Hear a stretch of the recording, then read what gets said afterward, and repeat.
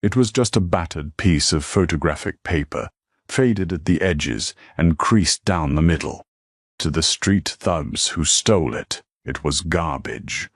To 72-year-old Arthur Higgins, it was his breathing heart, the very last picture of his late wife. Within hours, the Hells Angels made those thieves wish they had never been born. The rain was coming down in thick gray sheets over Oakland, California, hammering against the corrugated tin roof of Arthur Higgins' detached garage. It was a Tuesday night in late November, the kind of night that soaked right through to the bone. At 72, Arthur's bones already ached enough. He sat in his worn recliner, nursing a mug of black coffee that had gone cold an hour ago, staring blankly at the muted television. Arthur was a man carved from a different era. His forearms, though thinning with age, were still wrapped in the faded blue-green ink of tattoos he'd gotten in the late 1970s. For 30 years he had been a heavy diesel mechanic, wrenching on big rigs until his arthritis forced him to hand over his tools. But his real passion, his lifeblood, sat out in that cold garage, a pristine, custom-built 1948 Harley-Davidson Panhead. He had rebuilt every inch of that motorcycle with his own 2 hands. Yet the bike's true value had nothing to do with chrome or horsepower. Tucked deep inside the heavy leather of the left saddlebag, wrapped meticulously in a piece of oiled canvas and slid into a waterproof Ziploc, was a Polaroid photograph. It was taken in the summer of 1998 at the lip of the Grand Canyon. In the photo, his wife Martha was leaning back against the sissy bar of the Panhead, her wild blonde hair whipped across her smiling face, laughing at something Arthur had just said off camera. 3 years ago, pancreatic cancer had taken Martha in a matter of brutal, agonizing months. In the chaos of hospital bills, moving to a smaller house, and the blinding fog of grief, a basement flood had destroyed the boxes containing their family photo albums. That single heavily protected Polaroid in the saddlebag was the only surviving photograph Arthur had of the woman he had loved for 4 decades. At 1:14 a.m., a sharp, unnatural crack echoed through the drumming rain. Arthur bolted upright. The sound hadn't come from the street. It came from the backyard, from the garage. Ignoring the sharp pain in his knees, Arthur grabbed the heavy steel maglite flashlight he kept by the door and stepped out into the freezing downpour. He didn't bother with a coat. He crossed the muddy grass, his heart pounding a frantic rhythm against his ribs. As he rounded the corner of the house, the beam of his flashlight cut through the darkness and illuminated a nightmare. The heavy wooden double doors of his garage were splintered. The solid steel padlock lay in the mud, sheared clean in half by industrial bolt cutters. "No," Arthur rasped, his voice barely audible over the rain. "No, no, no." He rushed inside, flicking the light switch. The bare bulb buzzed to life, casting harsh shadows across the empty concrete floor. The drip pans were there. His toolbox was there. But the center of the room was empty. The panhead was gone. Arthur dropped the flashlight. It clattered against the concrete, the beam spinning wildly before settling on a puddle of muddy water mixed with fresh oil drops leading out to the alley. He fell to his knees, his hands trembling violently. He didn't care about the thousands of dollars worth of vintage motorcycle parts. He didn't care about the engine he had meticulously tuned. "Huh, Martha," he choked out, the tears finally mixing with the rain dripping from his face. It took 20 minutes for the Oakland Police Department to arrive. 2 young patrolmen, Officer Miller and Officer Jenkins, stepped out of their cruiser, their uniforms shielded by bright yellow raincoats. They walked the perimeter, shining their flashlights into the alleyway, looking thoroughly unimpressed by the tragedy that had just destroyed Arthur's world. "Looks like a professional snatch and grab, Mr. Higgins," Officer Miller said, plicking his pen and scribbling on a soaked notepad. "Vintage Harleys are highly targeted, They likely backed a box truck right up to the alley, rolled it in, and were gone in 60 seconds. "You have to find it," Arthur pleaded, gripping the officer's sleeve. "I don't care about the insurance money. There's a picture in the saddlebag. It's the last picture of my wife. She passed away. It's all I have left." But Officer Jenkins offered a sympathetic but entirely hollow sigh. "We'll put out a bolo bee on the lookout for the bike, sir. But I have to be honest with you, these rings work fast. By tomorrow morning, that bike will either be in a shipping container bound for overseas, or it'll be stripped down to the frame and sold for parts. Any personal items in the bags are usually tossed in a dumpster." Arthur stared at them, a cold, dark realization settling over him. The police were treating this like a statistic. To them it was just another property theft in a city plagued by property theft. They would file the paperwork, hand it off to a detective who already had 100 open cases, and the Panhead and Martha's smile would vanish into the criminal underworld forever. He watched the cruiser pull away, its red and blue lights fading into the foggy night. Arthur walked back into his house, dripping wet, shivering, and entirely alone. He walked into his bedroom and opened the bottom drawer of his dresser. He pushed aside a stack of old flannels and pulled out a small, dusty wooden cigar box. Inside was a small, leather-bound address book, its pages yellowed and brittle. Arthur hadn't opened this book in over 10 years. He had walked away from the rougher edges of his youth when he married Martha. But Arthur Higgins was not just a retired mechanic. Back in the day, he had run with men who lived outside the boundaries of polite society. He had fixed their bikes, patched up their engines, and on one particular night in Sturgis in 1989, he had taken a heavy beating to protect one of their rising leaders from a rival gang. He flipped through the pages until he found a number scrawled in thick black ink under the name Bronson. Arthur picked up his rotary phone, his arthritic finger dialing the numbers with desperate precision. The law had told him there was no hope. It was time to call the outlaws. The phone rang 4 times before a gravelly, deep voice answered. Background, noise-heavy bass from a jukebox, the clinking of beer bottles, and rough laughter bled through the receiver. "Yeah, Clubhouse," the voice grunted. "I need to speak to Big Jim Bronson," Arthur said, his voice remarkably steady despite the adrenaline coursing through him. "Who's asking at 2 in the morning? Tell him it's Arthur Higgins. Tell him the mechanic from Sturgis 89 needs his marker called in." There was a long pause. The background noise seemed to muffle slightly, as if a hand had been placed over the receiver. 2 minutes passed. Arthur held his breath. Then a new voice came on the line. It was heavier, older, carrying the undeniable weight of authority. "Arthur? Iron Arthur? Son of a bitch, I thought you were dead," Jim Bronson said, a hint of genuine warmth cutting through his intimidating timbre. Jim was now the president of the local Hells Angels charter, a man whose reputation commanded absolute respect on the streets of the Bay Area. "I'm still breathing, Jim," Arthur replied, his voice finally cracking. "But I need help, and the cops can't do it." Arthur quickly explained what had happened. He didn't focus on the bike. He told Jim about Martha. He told him about the cancer, the flooded basement, and the Polaroid wrapped in canvas inside the saddlebag. Silence hung on the line for a long, heavy moment. "They took a man's ghost," Jim said quietly, his tone shifting from friendly to dangerously cold. "You sit tight, Arthur. Put a pot of coffee on." Less than 30 minutes later, the deep, guttural roar of heavy V-twin engines shattered the quiet of Arthur's street. The rain had slowed to a drizzle, but the fog was still thick. 4 motorcycles pulled up onto Arthur's driveway, their headlights cutting through the mist. Arthur opened the front door. Big Jim Bronson walked up the steps, stepping into the porch light.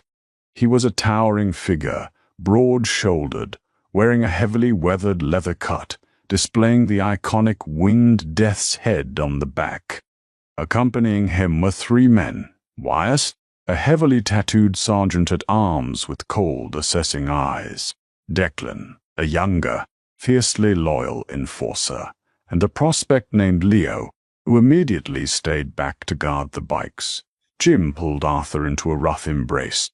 "Good to see you, old man. Sorry it's under these circumstances." They walked out the garage. Wyatt pulled a massive maglite from his belt and examined the splintered wood and the sheared padlock. He crouched down, running a gloved finger over the mud in the alley.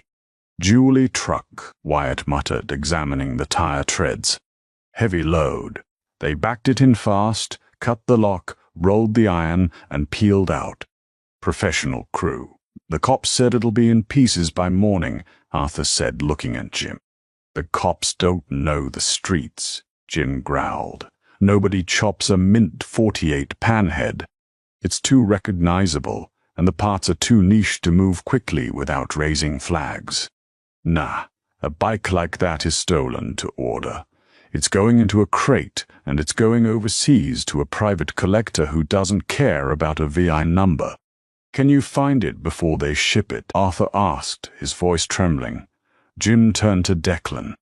"Dec, wake the chapter up. Call everyone. I want eyes on every chop shop, every shipping yard, and every sketchy pawnbroker from here to Vallejo. Put the word out.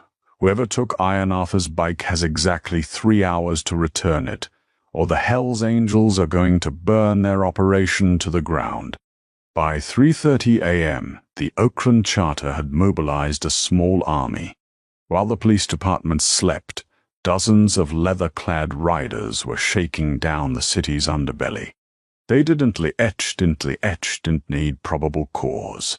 They operated on a currency of fear and respect. Declan and Wyatt took the industrial district down by the docks. They were looking for a specific type of criminal, someone arrogant enough to steal a vintage Harley, but connected enough to have international shipping contacts. At 4:15 a.m., they cornered a low-level methamphetamine dealer and chop shop middleman named Skelly. Skelly was sitting in the driver's seat of a rusted-out Honda Civic behind a closed diner when Declan's fist shattered the driver's side window. Before Skelly could scream, Wyatt had him dragged out by his collar, pinning him against the brick wall of the alley. "Hey! Hey!" "I didn't do nothing," Skelly shrieked, spitting glass. Wyatt stepped forward, towering over the terrified man. A cherry-red .48 panhead got pulled out of a garage on the east side 3 hours ago. "Who's moving vintage iron tonight, Skelly?" "I don't know, man. I swear, I just push pills." Declan grabbed Skelly by the throat, lifting him an inch off the ground. "The brother's wife is in the saddlebag of that bike. If it gets loaded onto a freighter, I'm going to make sure you never walk again. You have 10 seconds. Think fast." Skelly's eyes darted wildly between the 2 massive men. The reputation of the men in front of him wasn't an exaggeration, it was a promise. Okay. Skelly choked out as Declan slightly loosened his grip. "It's Dominic Reed. He's been running a specialized ring for the past month, taking classic bikes, crating them up in fake automotive parts crates. He's got an operation out of the old abandoned textile warehouse on 4th and Maritime. He's loading a container tonight to beat the morning harbor patrol." Wyatt dropped Skelly into the mud and immediately pulled out his phone, hitting Jim's number. "We got a name and the location," Wyatt said into the receiver. "Dominic Reed, old textile warehouse on 4th. He's crating it up right now." On the other end of the line, sitting in Arthur's kitchen, Jim Bronson stood up, a dangerous glint in his eye. "Round up the boys," Jim commanded. "We're going to pay Mr. Deary. Read a visit." Jim hung up the phone and looked at Arthur, who was clutching his empty coffee mug. "Arthur," Jim said quietly, "get your coat. We're going to get Martha back. The ride to the docks was a blur of neon streaks and freezing spray. Arthur clung to the heavy leather of Jim Bronson's jacket, riding pillion on a massive road glide. Behind them, a convoy of 15 screaming B-twin engines tore through the desolate, rain-slicked streets of Oakland. It was a mechanical cavalry, a terrifying wave of chrome and thunder completely ignoring red lights and stop signs. For the first time since he had discovered the broken padlock, the suffocating ice in Arthur's chest began to thaw, replaced by a surging, white-hot rush of adrenaline. He wasn't just a helpless old widower anymore. He was riding with the devil's own vanguard. They reached the waterfront district just before 5 in the morning. The air was thick with the scent of brine, rotting kelp, and diesel exhaust. Jim signaled with a raised, gloved hand, and the thunderous roar of the motorcycles instantly dropped to a low, menacing idle. They coasted the last 2 blocks with their headlights cut, becoming a pack of leather-clad phantoms slipping through the heavy marine layer. The old textile warehouse on 4th and Maritime loomed out of the fog like a decaying behemoth. Its windows were shattered or boarded over, and the surrounding chain-link fence was overgrown with dead weeds. However, a sliver of harsh, halogen light bled from beneath a massive corrugated steel loading bay door at the rear. A pristine, white box truck, the kind used for moving furniture, was backed halfway down the ramp. Jim killed his engine, the others followed suit. The sudden silence was absolute, broken only by the distant wail of a foghorn. Jim gestured toward Declan and Wyatt. "Deck, take 3 guys and secure the front exits. Wyatt, you're with me." "We're going through the loading bay," Jim whispered, his voice a low, authoritative rumble. He turned to Arthur. "Stay right behind me. You point out your bike. We handle the rest." Wyatt walked over to the reinforced padlock securing the heavy chain on the loading bay door. He didn't bother with bolt cutters. He drew a heavy, short-barreled shotgun from a custom scabbard strapped to his bike, pressed the muzzle directly against the steel lock, and pulled the trigger. The blast was deafening in the enclosed alleyway. The lock disintegrated into a spray of metal shrapnel. Before the echo could even fade, Jim and 2 other massive bikers grabbed the heavy chain at the bottom of the corrugated door and heaved upward. The door screamed on rusted tracks, flying open to reveal the blindingly bright interior of the chop shop. "Nobody moves," Jim roared, stepping into the warehouse with the presence of a conquering warlord. Inside, the scene was one of frantic, illicit industry. Piles of motorcycle frames, engines on hoists, and power tools were scattered across the concrete floor. 4 men were in the center of the room. 2 were operating a forklift, while the other 2, including a slick-haired man in an expensive leather jacket who could only be Dominic Reed, were physically pushing Arthur's beloved 1948 panhead onto a wooden shipping pallet. They had already begun wrapping the front forks in heavy industrial plastic. Dominic Reed's head snapped up, his face instantly draining of color as he took in the wall of heavily tattooed giants standing in his doorway. One of the men working the forklift reached instinctively for the waistband of his jeans. Wyatt racked the slide of his shotgun with a sharp, metallic clack that froze the man's hand in place. "Touch it, and I'll paint that forklift with you," Wyatt growled, stepping into the light. Dominic slowly raised his hands, adopting a placating smile that didn't reach his terrified eyes.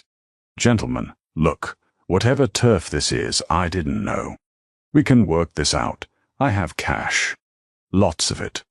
Jim didn't say a word. He walked slowly across the room, his heavy boots echoing off the concrete, until he was standing inches from Dominic. Jim was a foot taller and 80 pounds heavier. He reached out, grabbed Dominic by the lapels of his expensive jacket, and effortlessly slammed him backward against the side of the box truck. The impact left a dent in the aluminum siding. "You don't have enough cash in the world to buy your next breath," Jim whispered dangerously. While Jim handled the ringleader, Arthur rushed past them. His knees screamed in protest, but he didn't care. He practically threw himself at the panhead. He ran a trembling hand over the cherry-red gas tank, wiping away the smudges left by the thieves. It was relatively unharmed, but the bike wasn't what he came for. With frantic, shaking fingers, Arthur reached for the heavy leather saddlebag on the left side. He undid the brass buckles, his breath hitching in his throat. He threw the leather flap back and plunged his hand inside. He felt the rough interior of the leather. He felt a stray spark plug he kept at the bottom. But there was no canvas. There was no waterproof Ziploc bag. Arthur's heart completely stopped. He fell to his knees beside the bike, frantically digging both hands into the bag, then tearing open the right saddlebag, throwing tools and rags onto the floor. Empty. "Arthur?" Jim called out, turning away from Dominic. "You got it?" Arthur looked up, his face an ashen mask of pure, unadulterated devastation. Tears freely streamed down his weathered cheeks. "It's gone, Jim," Arthur choked out, his voice a broken, hollow sound that made even the hardest bikers in the room flinch. "The picture, Martha. She's gone." A terrifying, suffocating silence fell over the warehouse. The air grew perceptibly colder. Big Jim Bronson slowly turned his head back to Dominic Reed. The look in the club president's eyes was no longer just intimidating, it was murderous. "Where is it?" Jim asked, his voice barely a whisper, yet it cut through the room like a razor blade. "Where is what?" Dominic panicked, struggling against Jim's massive grip. "It's a bike. We just took the bike." "I don't know what you're talking about." Jim slammed him against the truck again, harder this time. "The saddlebags. There was a wrapped photograph in the left saddlebag. Where did you put it?" Dominic's eyes darted frantically toward a young, skinny kid standing near the forklift, trembling like a leaf. "Lenny, what did you do with the garbage in the bags?" "Tell them." Lenny looked like he was about to pass out. He backed away, putting his hands up defensively as Wyatt and Declan turned their imposing glares on him. "I didn't know." Lenny stammered, tears springing to his eyes. "We have a rule. You ditch the personal effects before you bring the iron to the warehouse. If the cops pull us over, personal items prove the theft instantly." I stripped the bags 2 blocks away from the old man's house. Arthur felt the world spinning. "Where?" He roared, finding a sudden, furious strength. He scrambled to his feet and lunged at Lenny, grabbing the boy's shirt. "Where did you throw her?" "A dumpster," Lenny sobbed. "Behind the liquor store on 8th and Elm. The blue one. I just chucked everything in there. I swear to God I didn't look at it. I'm sorry." Wyatt checked his heavy steel wristwatch. "Jim, it's 5:30 a.m. Trash pickup for the commercial district on the east side starts at 6. Tie these scumbags to the forklift," Jim ordered instantly. "Leave 'em for the cops. We ride." Now, the Hells Angels left the warehouse as quickly as they had breached it, leaving the panhead behind for the moment. The bike could wait. The photograph could not. They mounted their machines, the engines roaring to life with a desperate urgency. The ride back across town was a terrifying race against the clock. The fog was lifting, replaced by the bleak gray light of the early morning. They blew through intersections, the deafening roar of their pipes clearing the sleepy morning traffic out of their way. Arthur gripped Jim's jacket, praying to a god he hadn't spoken to in years. "Please, just this one thing. Let me keep her." They arrived at the corner of 8th and Elm at 5:52 a.m. The heavy, groaning sound of hydraulics echoed down the street. 2 blocks away, a massive green sanitation truck was slowly making its way down the alleyway, emptying dumpsters with mechanical ruthlessness. "Block the alley," Jim shouted. Declan, Wyatt, and 3 others gunned their bikes, sliding them sideways across the entrance of the alley, creating an impenetrable wall of steel and muscle directly in the path of the approaching garbage truck. The driver slammed on his air brakes, blaring his horn in outrage, but the bikers didn't even flinch. Declan casually crossed his arms, staring the furious driver down. Meanwhile, Jim stopped right in front of the peeling blue commercial dumpster behind the liquor store. Arthur practically fell off the back of the bike, scrambling toward the rusted metal bin. "Get in there, boys," Jim commanded, in a scene that defied every stereotype of the outlaw biker. 6 heavily patched members of the Hells Angels, men who struck fear into the hearts of rival gangs and law enforcement alike, immediately climbed over the rusted lip of the filthy dumpster. They stood knee-deep in rotting vegetables, discarded cardboard and slime, digging through the refuse with their bare hands in the freezing drizzle. "Look for oiled canvas," Wyatt barked, throwing black garbage bags over his shoulder. "Waterproof Ziploc, tear everything open." Arthur stood by the edge, his hands gripping the metal rim so hard his knuckles were entirely white. The minutes dragged on like hours. The garbage truck down the alley continued to blare its horn. Arthur's hope began to bleed out of him. It was a needle in a haystack. It was gone. "Hold up," a voice grunted from the back corner of the bin. It was Leo, the young prospect. He was holding up a rectangular bundle, coated in coffee grounds and wet ash. It was a piece of heavy, oiled canvas, wrapped tightly and sealed inside a clear plastic bag. "Is this it, Iron Arthur?" Leo asked, carefully wiping the grime off the plastic with his leather sleeve. Arthur's breath caught. He reached out with trembling hands, taking the package from the young biker. He pulled the Ziploc open and unrolled the canvas. There she was, Martha, leaning against the sissy bar at the Grand Canyon, her blonde hair catching the summer wind, smiling brightly right at him. The photo was completely untouched, safe. Arthur collapsed against the side of the dumpster, clutching the photograph to his chest, burying his face in his dirty hands as heavy, uncontrollable sobs racked his body. Big Jim Bronson climbed out of the trash, wiping his hands on a relatively clean rag. He placed a massive, comforting hand on Arthur's trembling shoulder. "We got her, brother," Jim said softly, a gentle smile cracking his hardened features. "We brought her home." Later that morning, Officer Miller and Officer Jenkins received an anonymous tip from a payphone. They arrived at the warehouse on 4th and Maritime to find the biggest stolen motorcycle ring in the Bay Area, tied securely to a forklift, neatly gift-wrapped with heavy-duty zip ties, and sitting quietly in Arthur Higgins' driveway, escorted by a dozen roaring Harley-Davidsons, was a pristine 1948 Panhead. Arthur sat in his garage, the rain finally stopping, holding his coffee and looking at the Polaroid now safely framed on his workbench. The law had given up, but the Brotherhood had remembered. Arthur's incredible journey proves that sometimes the most unexpected people have the biggest hearts.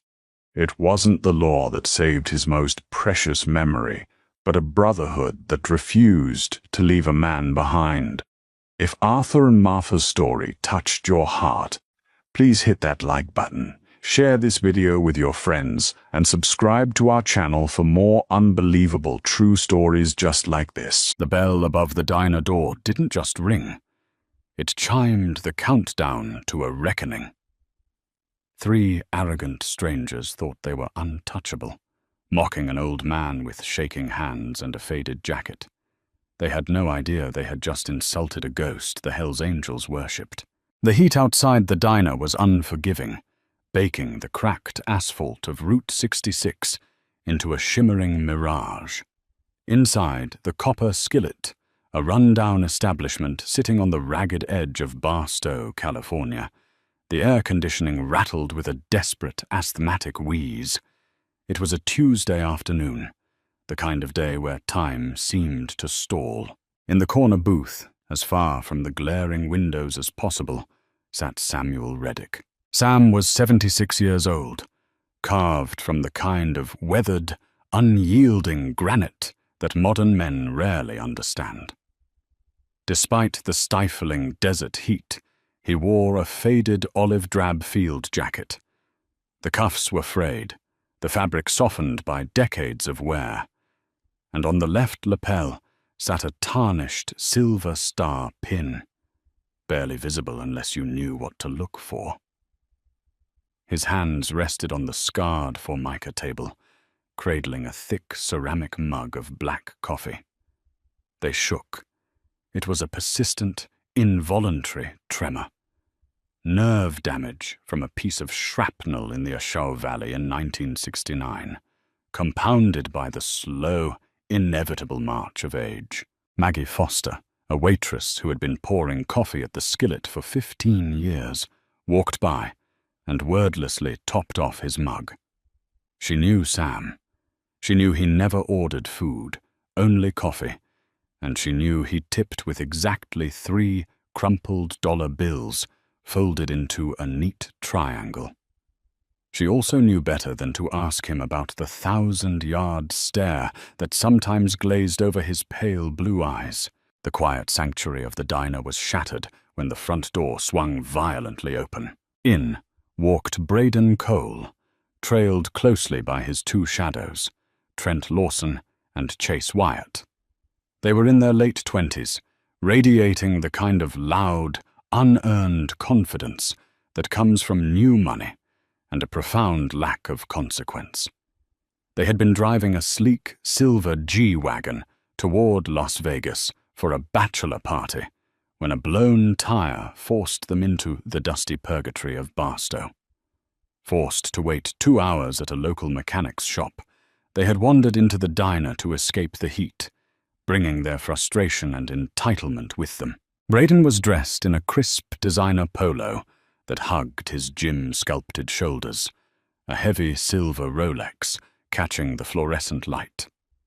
He wiped sweat from his forehead with genuine disgust, his eyes scanning the worn vinyl booths and the handful of local patrons. "Place smells like fryer grease and failure," Braden announced loudly, making sure the entire room heard him. Trent and Chase chuckled, taking a booth near the center of the diner. Maggie approached with a tight, professional smile. "What can I get you, boys?" "3 iced coffees, and make sure the ice is actually made from clean water, sweetheart." Braden smirked, tossing a laminated menu back onto the table without looking at it. Maggie's jaw tightened, but she nodded and walked away. As they waited, Braden's restless, mocking gaze swept the room and landed on Sam. The old veteran was still looking down at his coffee, his hands trembling slightly against the ceramic. To Braden, Sam wasn't a man. He was a prop, an easy target to entertain his friends and vent his frustration about the detour. "Hey, look at this guy," Braden muttered to Trent, nodding toward the corner booth. 100 degrees outside and Grandpa's wearing a winter coat. What do you think? Homeless or just lost his mind? Probably both. Chase laughed, leaning over the table. Look at him shaking. He's about to rattle himself right out of that booth. Their voices weren't hushed. In the quiet diner, the insults carried clearly over the hum of the broken air conditioner. A few other patrons looked over, their faces tight with disapproval. But no one spoke up. People rarely did anymore. Sam heard them. Of course he did. But he didn't move. He didn't blink. He just continued to watch the dark, rippling surface of his coffee. To Sam, the arrogant voices of these boys were nothing more than the buzzing of gnats. He had survived the monsoon mud of Quezon. He had listened to the deafening roar of medevac choppers drowning out the screams of his brothers. The cruel words of a silver spoon tourist were meaningless, but his silence only provoked Braden. Cowards always mistake discipline for weakness. "Hey, Pops," Braden called out, raising his voice across the diner. "The war's over. You can take the costume off. Nobody's impressed." Trent snickered, recording the interaction on his phone under the table. "Ask him if he wants a handout, Braden. That's what they always want." Maggie, returning with a tray of iced coffees, slammed the drinks onto their table harder than necessary, ice sloshing over the rims. "Leave him alone," she snapped, her voice trembling with protective anger. "He isn't bothering anyone. You boys drink your coffee and wait for your car." Braden leaned back, feigning offense, placing a hand over his heart. "Relax, Maggie. We're just making conversation with a local, just showing some respect to the elderly." He sneered the last word, pulling a $50 bill from his money clip and tossing it into a puddle of spilled water on the table. "Keep the change. Consider it a tip for the attitude." Maggie glared at him but bit her tongue, picking up her tray and walking back to the counter, casting a worried glance at Sam. Sam hadn't shifted an inch. His breathing remained slow, rhythmic, and perfectly controlled.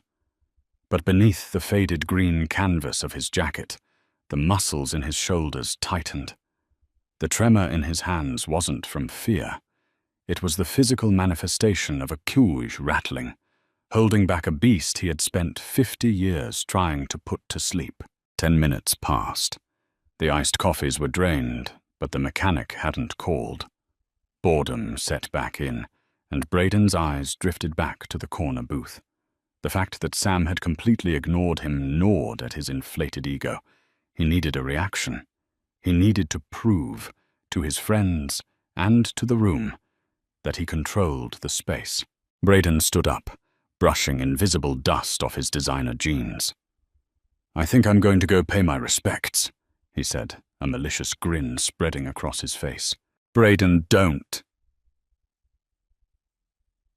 Chase said, though he was still smiling. "Dude's probably got rabies. I'm just going to help him drink his coffee.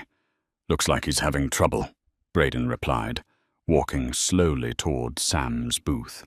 The diner went dead silent. The faint clattering of silverware from the kitchen ceased. The cook, an older man named Hector, stepped up to the pass-through window, a heavy steel spatula gripped tightly in his fist. Braden stopped right at the edge of Sam's table. He loomed over the older man, casting a shadow across the scarred formica. "Hey," Braden said, his tone dripping with condescension. "I was talking to you earlier. You deaf or just stupid?" Sam didn't look up. He took a slow, deliberate breath. The tremor in his left hand stopped. "Look at me when I'm talking to you, old man," Braden demanded, his temper flaring at the absolute lack of acknowledgement. He reached out and slammed his hand down on the edge of Sam's table. The force of the blow rattled the table. Sam's heavy ceramic mug tipped over. Scalding black coffee spilled across the table, cascading off the edge and soaking directly into the lapel of Sam's jacket and down his jeans. Maggie gasped from behind the counter. "Hey, get away from him!" she yelled, rushing out from behind the register. Braden held his hands up in mock surrender, a smug, unapologetic look on his face. "Whoa, my bad. Clumsy me. Maybe if your hands weren't shaking so much, you could have caught it, Grandpa." Sam finally moved. He didn't scramble to wipe the scalding liquid off his clothes. He didn't panic. Slowly, with the agonizing deliberation of a rusted iron gate swinging open, Sam lifted his head. His eyes locked onto Braden's. Braden's smug smile faltered for a fraction of a second. He had expected fear. He had expected confusion, or maybe the pathetic anger of a frail old man. Instead, he was met with a gaze so intensely cold, so completely devoid of hesitation or intimidation, that it felt like a physical blow to the chest. It was the look of a man who had watched the life leave the eyes of stronger men than Braden Cole. "Son," Sam said. His voice wasn't loud, but it possessed a deep, gravelly resonance that cut through the stifling air of the diner like a serrated blade. "You haven't earned the right to stand that close to me. I suggest you step back." For a moment, Braden actually obeyed. His body instinctively leaned away from the table. But then he heard Trent and Chase shifting behind him. His pride, toxic and fragile, hijacked his common sense. He couldn't back down now. Braden puffed out his chest, stepping back into Sam's space. "Or what? What are you going to do, you washed-up old fossil? You can barely hold a cup of coffee. You think you can take me?" He laughed, a harsh, grating sound. "I'll break you in half." Maggie reached the table, grabbing Braden's arm. "I'm calling the police. You need to leave right now." Braden viciously yanked his arm out of her grasp, shoving Maggie backward. She stumbled, hitting her hip hard against the adjacent booth. "Shut up, waitress," Braden snarled. He turned his attention back to Sam, balling his hands into fists. "Get up. Come on, tough guy. Let's see what you've got." Sam didn't stand. He simply reached into his jacket pocket. Braden tensed, half expecting a weapon.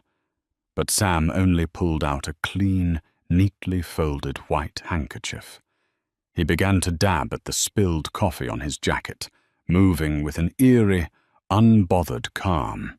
"You're a coward," Braden spat, disgusted, leaning in close. "Just a pathetic broken." He never finished the sentence. It started not as a sound, but as a vibration. The cheap glass ketchup and mustard bottles on the tables began to chatter against the formica. The floorboards beneath Braden's expensive sneakers hummed. Then came the noise. It was a guttural, thunderous roar that seemed to swallow the entire desert. It was the synchronized, deafening, mechanical bellow of American iron. The sound bounced off the canyon walls in the distance and slammed into the diner, rattling the front windows so violently that the glass threatened to shatter. Braden froze, his fist still clenched. Trent and Chase rushed to the window, peering out into the blinding sunlight. "Braden!" Chase's voice cracked. "Braden, look out there!" Braden backed slowly away from Sam's table and turned toward the window. The blood drained from his face, leaving his artificial tan looking sickly and grey. Pulling off the highway and swarming into the gravel parking lot of the Copper Skillet was a pack of motorcycles. Not 3, not 5. Over 30 massive custom-built Harley-Davidsons were rolling into the lot in a perfect militaristic formation. The riders were massive men, clad in heavy black leather and denim, their faces hidden behind dark sunglasses and bandanas. But it wasn't the bikes that made Braden's stomach drop into his shoes. It was the patches on their backs, the winged death's head, the red and white lettering, Hell's Angels. The pack circled the parking lot like a school of predatory sharks before backing their bikes into a long, gleaming row directly in front of the diner's windows. The engines were cut in unison, leaving a sudden ringing silence in the air, save for the ticking of cooling exhaust pipes. Braden, Trent, and Chase stood paralyzed in the center of the diner. Their arrogance had evaporated instantly, replaced by a primal, suffocating terror. They were affluent city boys. They watched true crime documentaries and thought they understood violence.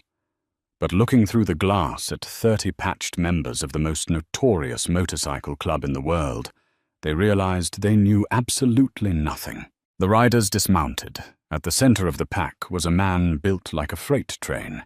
His beard was a thick mix of iron gray and black, and his leather cut was adorned with multiple patches, including the President rocker for the Nevada Charter.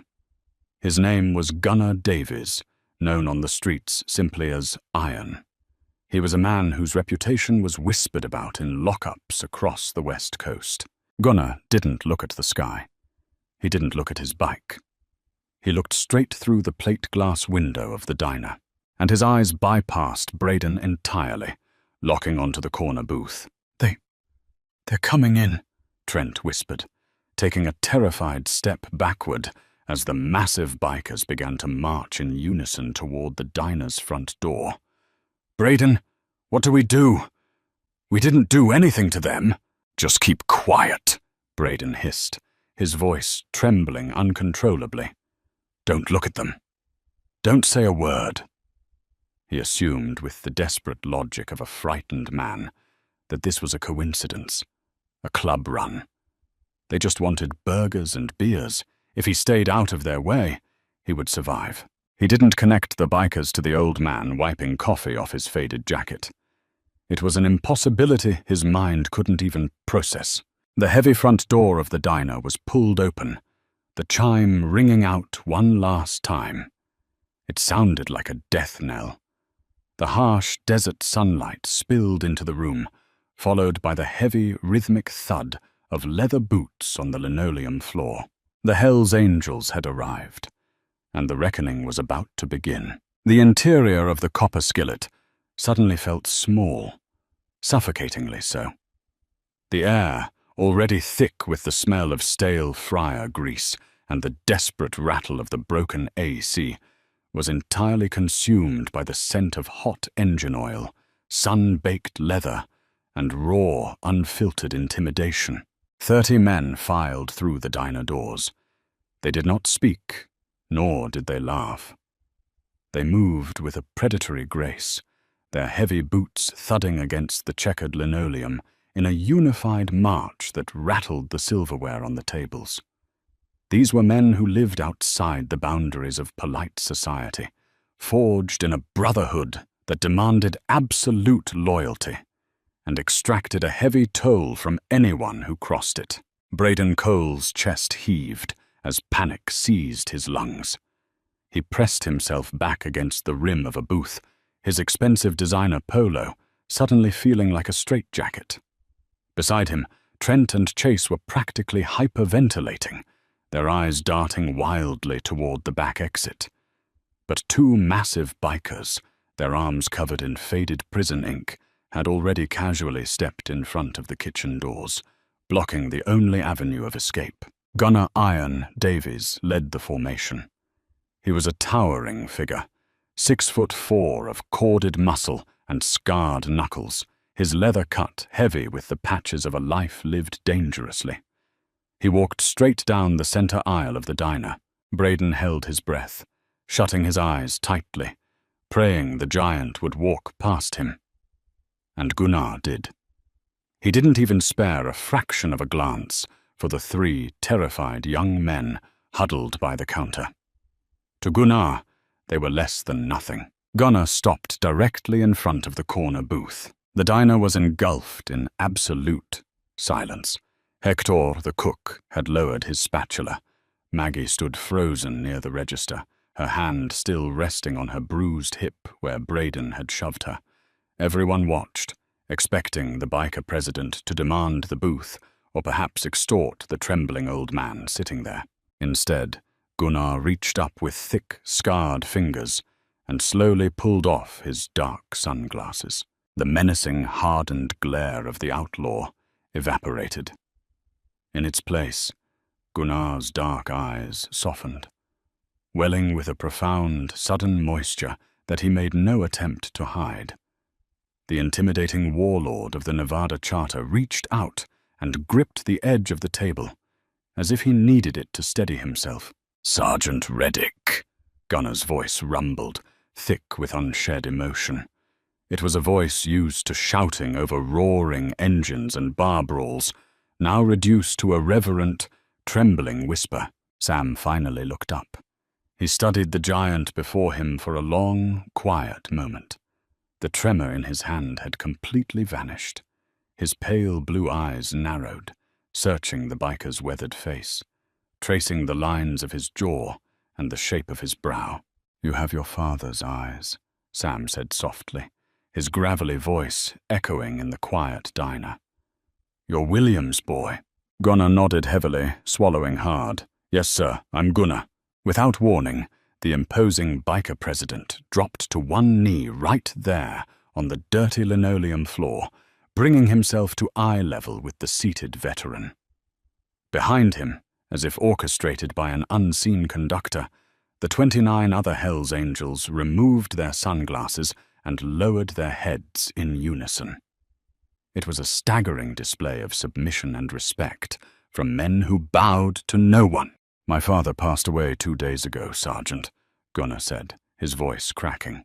"Cancer. He fought it hard, but it took him." Sam closed his eyes, a flicker of ancient grief passing over his weathered features. "I'm sorry, son. William was a good man. The bravest I ever knew. He talked about you until his final breath," Gunnar continued, reaching into his heavy leather vest and pulling out a small velvet-lined box.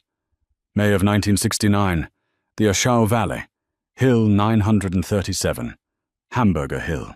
Braden, watching from the counter, felt his confusion battle with his terror.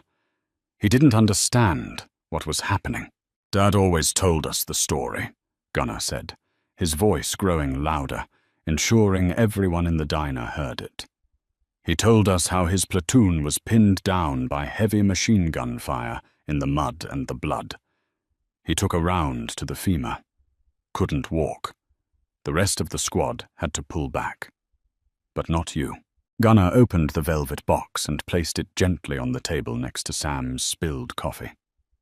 Inside rested a pristine, heavy silver medallion, the highest honor the Hell's Angels could bestow upon an outsider, a token of absolute protection. "You ran back down that hill, completely assoucis," Gunnar recounted, tears now freely tracking down his weather-beaten cheeks. "You took shrapnel to the arm and the back, but you didn't stop. You dragged my father through the mud for 300 yards while they rained hell down on you. You saved his life, Sergeant. You gave him 50 more years. You gave him my mother. You gave him me, my brothers, and my children." Gunnar slowly stood up, wiping his face with the back of his massive hand. He looked back at his crew. "My father's dying wish," Gunnar said, his voice returning to its commanding, thunderous bassline, "was that his club ride out to Barstow, to find the man who gave us our family and to pay our respects, to let you know that as long as there is a Hell's Angel breathing on the West Coast, you will never walk alone." Sam stared at the medallion, deeply moved. He reached out with a steady hand and touched the velvet box. "Thank you, Gunnar. Your father, he was a brother to me." The beautiful, heavy moment hung in the air, a bridge across decades of pain and survival. But the peace was fragile, and it shattered the moment Gunnar's sharp eyes drifted from the velvet box to the table itself. He noticed the tipped ceramic mug. He saw the puddle of dark coffee pooling on the formica. Then his eyes tracked down to Sam's faded olive-drab jacket, noting the fresh, dark stain soaking into the lapel, directly beneath the tarnished silver star. The emotional vulnerability vanished from Gunnar's face in a microsecond, replaced by a terrifying, lethal coldness. He was an outlaw again, a predator sensing a violation of his territory. Gunnar turned his head slowly, his gaze sweeping the room until he saw Maggie. He noticed how she was favoring her right leg, rubbing her hip and staring with wide eyes at the 3 affluent young men backed against the counter. "Miss," Gunnar addressed Maggie, his voice dangerously low, a low growl that sent shivers down the spines of everyone listening. "Did something happen here before we walked in?" Maggie hesitated. She looked at Braden, who was violently shaking his head, his eyes pleading with her in silent, pathetic desperation. Then she looked at Sam. "Yes," Maggie said, her voice finding its strength. She pointed a trembling finger directly at Braden. "Those boys were mocking Sam. They called him a washed-up fossil. That one in the fancy shirt. He slammed his hands on the table, spilled boiling coffee all over Sam, and when I tried to stop him, he shoved me into the booth." The atmospheric pressure in the diner plummeted. It felt as though all the oxygen had been instantly sucked out of the room. The 29 bikers behind Gunnar didn't shout. They didn't curse. They simply shifted their collective weight, turning their bodies toward Braden, Trent, and Chase. The synchronized sound of heavy leather creaking and heavy boots pivoting was more terrifying than a scream. Braden's legs gave out. He collapsed against the counter, sliding down to the dirty linoleum, a dark, wet stain rapidly expanding on the front of his designer jeans. He had lost complete control of his bladder. Trent and Chase were openly weeping, pressing themselves so hard against the wall it looked like they were trying to phase through the drywall. Gunnar walked toward Braden. He didn't rush. He took slow, deliberate steps, savoring the absolute terror radiating from the wealthy bully. When Gunnar reached him, he didn't throw a punch. He didn't need to. He simply leaned down, his massive frame casting a suffocating shadow over the trembling young man. "You think you're tough, boy," Gunnar whispered, though the entire diner heard him. "You think you're better than an old man drinking coffee in a diner? That man you poured coffee on walked through hellfire so you could grow up soft and entitled. He has more courage in his shaking hands than you will ever have in your entire pathetic bloodline." I'm sorry. I'm so sorry. Please don't kill me. I have money. I can pay you. Braden sobbed hysterically, snot and tears mixing on his face, his voice pitching into a pathetic whine. Gunnar looked at him with pure, unadulterated disgust. "Keep your dirty money. You're going to get on your hands and knees, boy. You're going to crawl over to that waitress, and you are going to beg for her forgiveness. And then you are going to take that expensive shirt off your back, and you are going to wipe up every single drop of coffee you spilled on that floor and that table." Oh, Braden didn't hesitate. Sobbing uncontrollably, dragging his knees through the dirt and his own urine, he crawled across the diner toward Maggie. He wept at her feet, babbling apologies. Maggie looked down at him, her face completely stoic, offering him zero comfort. Then, hands shaking violently, Braden ripped the designer polo off his back. Bare-chested, humiliated, and broken, he crawled to Sam's booth and began using his shirt as a rag, furiously scrubbing the linoleum and the table. Gunnar stood behind him, arms crossed. "Look at him, Sergeant," Gunnar said. Sam looked down at the weeping, broken young man scrubbing his table. A lifetime ago, Sam had fought against men who fought to the death for their beliefs. He had seen the extremes of human courage and savagery. Looking at Braden Cole, all Sam felt was a profound, heavy pity. "That's enough, Gunnar," Sam said quietly. Gunnar frowned. "He disrespected you, sir. He put hands on a woman."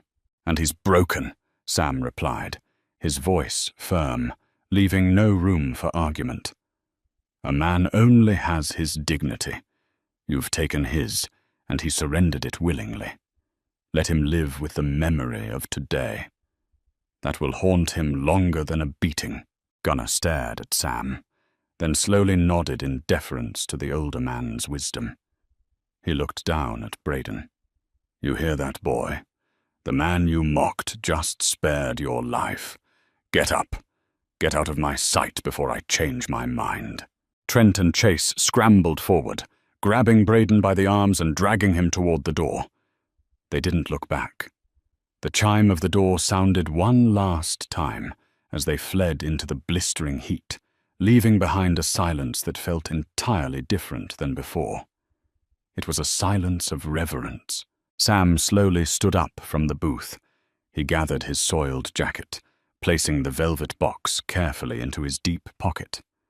He looked at Maggie and offered her a small, gentle smile, leaving a $20 bill on the table instead of his usual $3. As Sam turned toward the door, Gunnar gave a sharp nod. Instantly, the 30 Hells Angels formed two parallel lines, creating an aisle straight to the front door. As Sam Reddick, the quiet, shaking veteran of Hill 937, walked down the center, the bikers snapped to attention. They didn't speak. But as he passed each man, they delivered a crisp, precise military salute. It was a staggering collision of worlds. the most feared outlaws in America, standing in absolute reverence for a forgotten hero. Sam stepped out into the blinding California sun, the roar of the highway welcoming him back. He wasn't just an old man in a diner anymore. He was a legend, recognized at last, walking away under the protection of an army dressed in leather and iron. If this story of ultimate respect and instant karma gave you chills, do not scroll past. Hit that like button right now. Share this incredible real-life inspired tale with your friends to remind them that true heroes are all around us, and subscribe to the channel for more powerful, dramatic stories that prove karma always collects its debts. Leave a comment below thanking our veterans, and we'll see you in the next video.